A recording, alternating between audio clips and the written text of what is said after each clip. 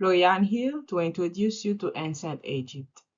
The Egyptian hieroglyphs contained the name of the pharaohs, which were used to legitimize their power.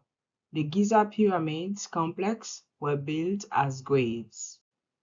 Let's continue our journey. Khufu Pyramid belongs to King Khufu from the 4th dynasty and took approximately 20 years to build. Khufu believes that the Great Pyramid was his stairway to heaven. Let's move to Khafre Pyramid, the second largest pyramid in the Giza Pyramids complex. This pyramid belongs to King Khafre, the son of Khufu.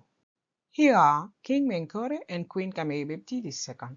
King Menkaure is one of the most famous kings in the ancient Egyptian civilization.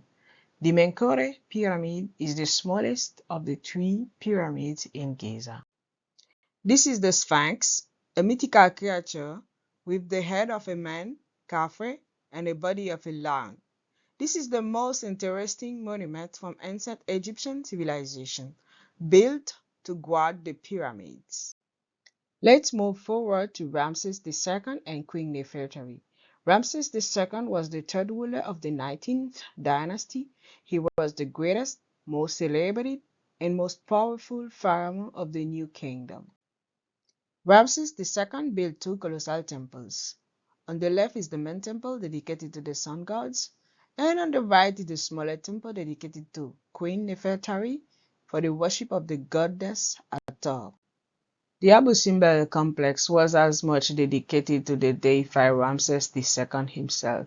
The 4 colossal statues of the pharaoh seated on a throne face the entrance are like gigantic sentinels.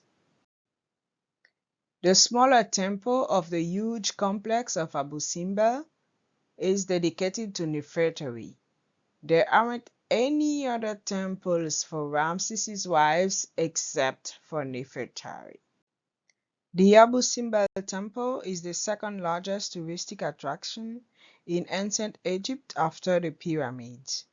The temple was mainly constructed to celebrate the victory of Ramses II.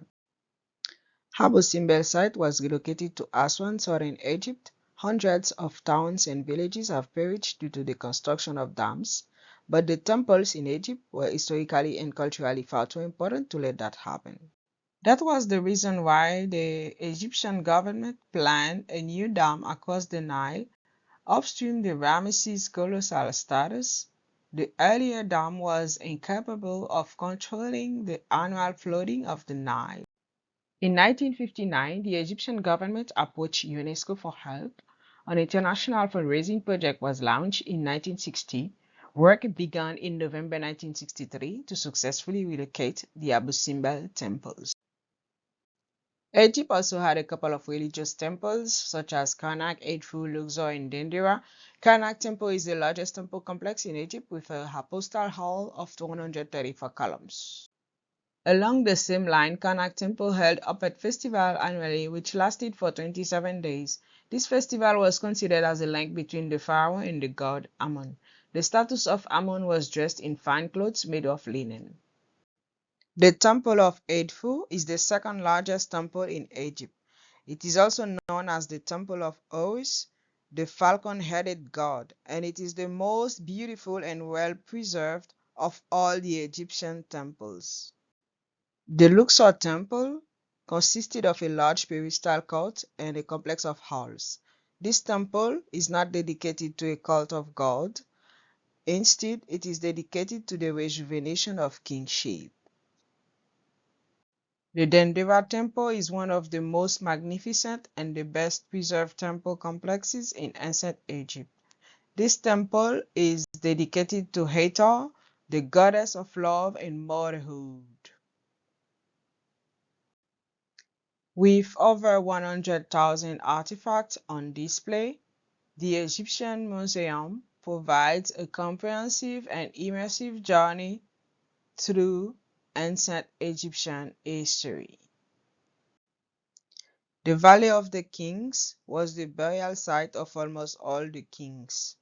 In 1979, UNESCO designated Luxor, Karnak, Valley of the Kings and Valley of the Queens as part of the World Heritage Site. I would like to thank you for watching this video. I hope you have learned something new about Egypt, especially ancient Egypt.